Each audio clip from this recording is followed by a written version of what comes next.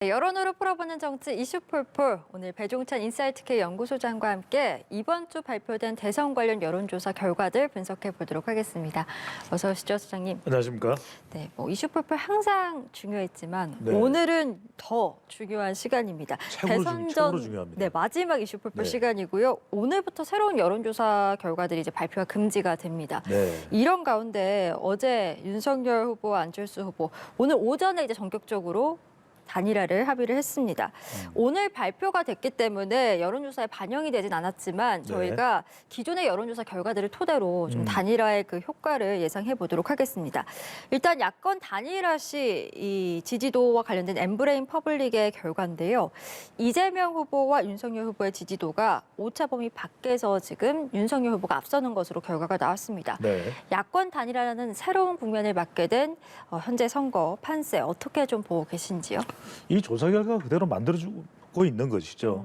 그 이야기는 결국 단일화를 왜 했을까? 이렇게 느지막이 질질질 끌려오면서까지 막판에 그것도 사전투표 실시되기 내일입니다. 네. 직전에 그것도 이슈폴폴이 있는 날 네. 극적으로 단일화를 한 이유는 그래도 단일화를 해야 윤석열 후보 측은 국민의힘은 더 경쟁력이 있다고 판단한 것이죠. 이 조사 결과를 보더라도 오차 범위가 플러스 마이너스 2.2%포인트니까 오차 범위 밖으로 윤석열 후보가 앞서는 결과거든요. 예. 그러니까 우리가 통계적으로 오차 범위 내 그러면 이건 통계적으로 발생할 수도 있는 차이기 때문에 확신이 서지 않는 겁니다. 그런데 오차 범위 밖으로 정도라면 이 정도면 이 지지세를 유지할 수 있겠구나. 그렇게 판단한 바로 그것이 단일화를 선택하게 되는 가장 큰 이유라고 봐야 되겠죠. 단일화라는 것이 뭘까? 선거 때마다 피는 꽃이 뭔지 압니까? 단일화입니다. 그렇군요. 예. 그러니까 이 단일화를 할 수밖에 없는 치명적인 유혹을 받는 것은 합하면 더 경쟁력이 있을 것이다. 그리고 또 있을지도 모르는 앞으로의 변수가 또 변화가 사실상 어떤 변동성이 제거되는 것이거든요. 예. 그러니까 안철수 후보가 완주를 하는 경우에는 이재명 후보보다는 윤석열 후보가 더 부담이 될 수밖에 없죠. 그럼 그걸 해소하고 간다면은 훨씬 더 윤석열 후보로서는 경쟁력에 또 결집력에 또 정권 교체 여론을 부각시키는 데 도움이 될 것이다 라고 판단할 수밖에 없는 거죠. 그렇군요. 저희가 자막으로도 보여드리고 있는데 같은 조사기관에서 진행한 다자구도에서 안철수 후보가 8.1%의 지지율을 기록했습니다.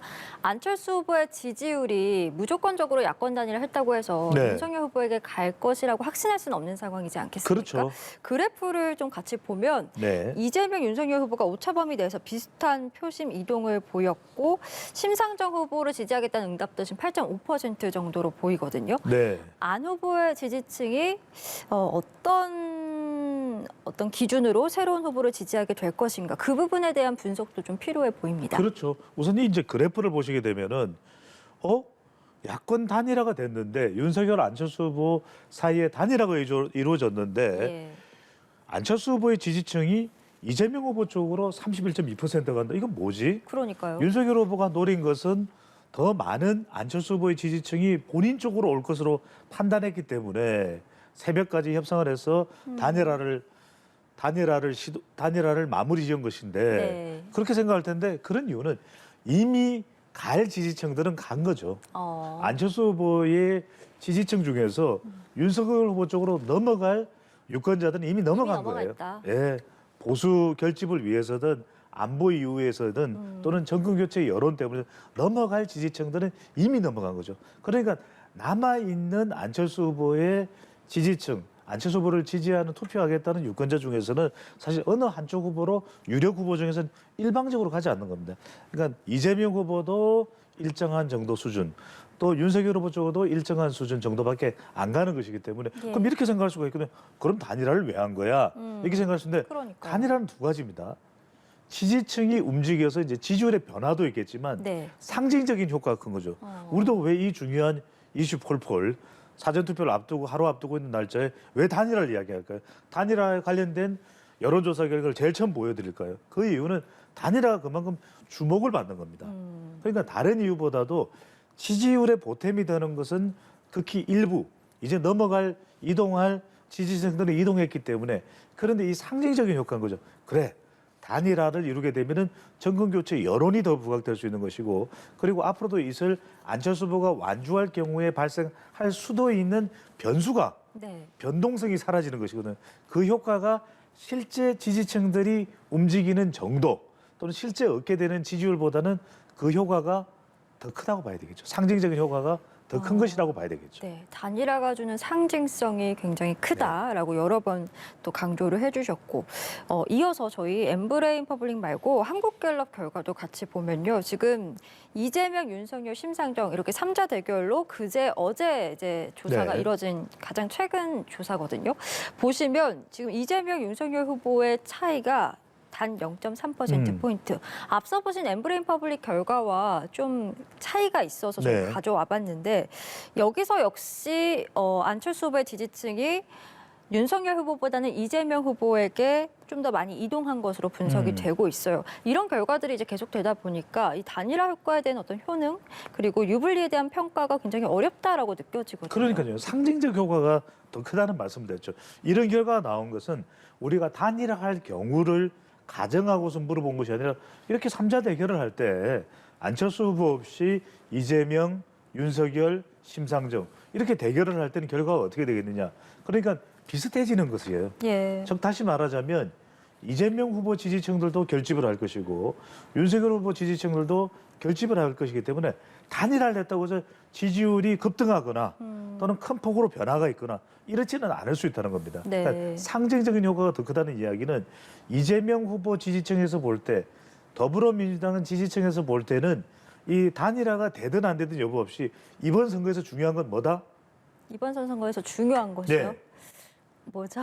이슈 폴폴 말고 투표율이 중요한 거죠. 투표율이 맞죠. 중요한 겁니다. 그러니까 선거 여론조사의 결과는 투표율은 감안되지 않은 결과예요. 그러니까 이번 조사에서 참여한 응답자들의 의견을 모은 것이 여론조사입니다. 그러니까 투표를 할지 여부는 가려봐야 되는 거죠. 그렇죠.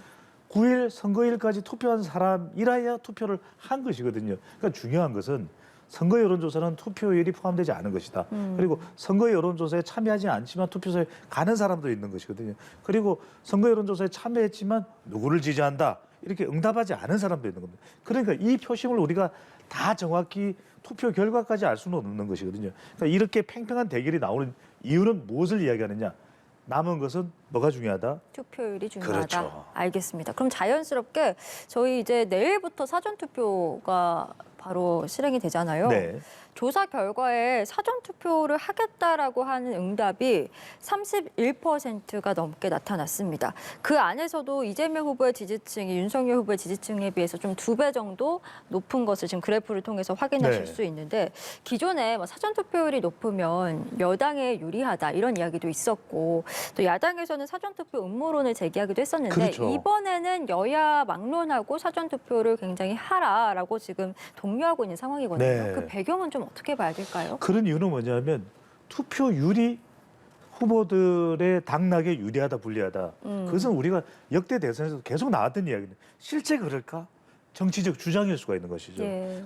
그리고 결과와 끼워 맞추기를 하면 그래 이번에는 투표율이 낮았는데 주로 이제 우리가 재보궐선거 아주 투표율이 낮을 때는 보수 후보가 좀 더 유리한 그런 결과도 있었거든요. 그러다 예. 보니까 마치 투표율이 낮으면 보수정당 후보에게 유리하고 투표율이 높다는 것은 2030 세대, 청년 세대도 투표를 많이 하는 것이기 때문에 그들의 지지를 받는 민주당 후보가 유리할 것이다. 그런데 이제 그런 가정들이나 셈법이 맞는 게 아닙니다. 예. 다 분석을 해봤습니다. 제가 역대 대선 투표율 모두 87년도 그게 투표율만 가지고 따질 이야기가 아니에요. 그리고 그렇군요. 사전 투표율도 보니까 사전 투표율만으로도 따질 일이 아닌 거예요. 중요한 건 뭐냐? 세대 투표율입니다. 세대 투표율. 자기를 지지하고 있는 특정 후보를 지지하고 있는 그 세대가 얼마나 투표를 하러 가게 되느냐. 그래서 이번 사전 투표율은 30%가 적어도 웃돌 걸, 훨씬 웃돌 가능성이 높다. 왜냐하면 가장 역대 이 사전 투표율이 높았던 것이 2년 전 2020년 국회의원 선거에서 26.69%였거든요. 예. 그렇다면 이번에는 이렇게 또 코로나 환경도 있고 또 기선제압의 의미도 있거든요. 사전 투표율이 뭐냐? 사전 투표율이 높았다. 그러면 이재명 후보는 이재명 후보대로 봐라.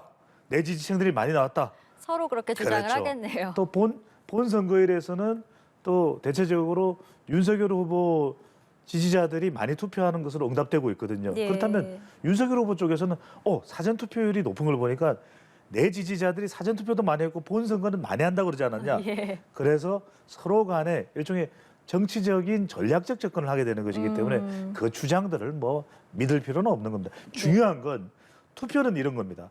할 수 있을 때 가장 빠른 시간 내에 하는 것이 최선인 거죠. 그렇죠. 사전 투표율이 높다 해서 누구한테 유리하자라고 분석할 수는 좀 없는 문제이고 그럼요. 결과적으로는 투표율은 굉장히 중요하다. 네, 또 이런 나를 말씀. 지지하는 세대별 투표율이 중요할 수밖에 세대별 없기 때문에 투표율. 윤석열 후보에게는 이준석 대표와 함께 결의하고 있는 20대 투표율 중요합니다. 예. 그리고 이재명 후보에게는 지금 맹추격하고 있는 추세라고 뭐 거의 비슷하게 나온 조사 결과들도 있어요.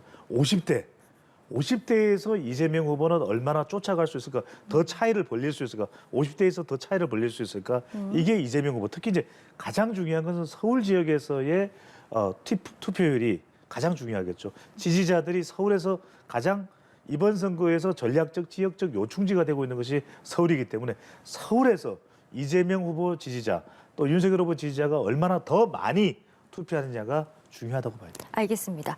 자, 이번엔 저희 지지 강도 관련해서도 좀 보겠습니다. 네. 81%가 지금 지지하는 후보를 계속 지지할 것이다라고 밝혔습니다. 하지만 앞서도 계속 언급됐던 야권 단일화가 이루어졌기 때문에 네. 이 지지 강도에도 분명히 좀 변화가 어느 정도는 있을 것 같거든요. 그렇죠. 어떻게 예상하세요? 존재 지지 후보를 바꿀 수도 있다는 비율이 조금 줄어들겠죠. 한 18%에서 우리가 줄어든다면 한 5, 6% 줄어들어서 한 12% 된다. 이들이 중요해요. 마지막에 이들이 어느 후보에게 힘을 실어주냐가 중요하기 때문에 우리가 6일이니까 얼마 안 남았다. 끝났다. 근데 끝날 때까지는 끝난 것이 끝난 게 아니고 아니죠. 몰라요.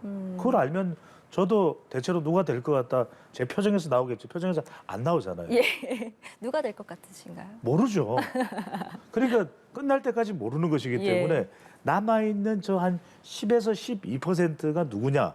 대체로 우리가 MZ세대 여성 중도층, M여중이라고 그랬잖아요. 예. 특히 더 좁혀보면 30대, 40대, 50대 여성 가정주부층. 그들이 이제 마지막까지 모든 걸 다 감안하게 됩니다. 단일화 또 후보들 간에 관련됐던 그동안의 의혹들을 다 감안해서 망라해서 예. 그래 마지막에 이렇게 결정해야지.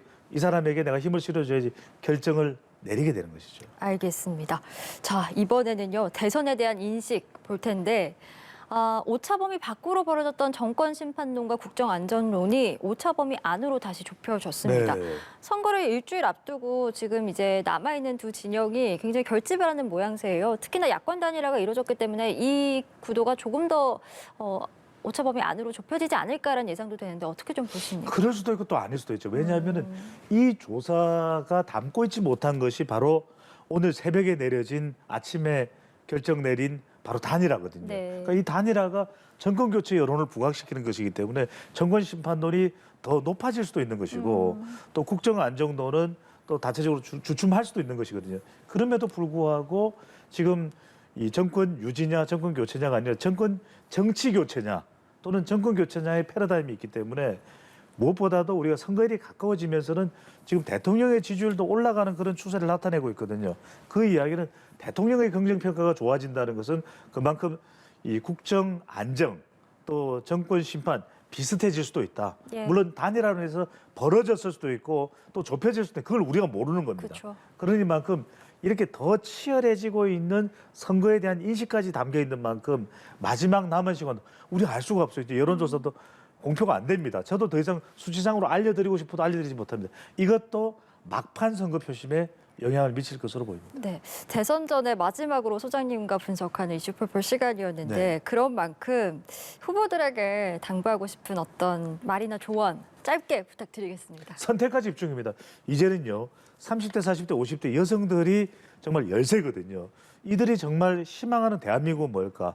다시 가정주부지만 나가서 언제든지 일할 수 있고 믿을 수 있는 대한민국에 대한 신뢰를 주는 그 후보자가 유리할 겁니다. 네, 선택과 집중 꼭 기억해 주시길 바라겠습니다. 오늘 여기까지 듣도록 하겠습니다. 배종찬 인사이트K 연구소장과 함께했습니다. 오늘 말씀 고맙습니다. 감사합니다.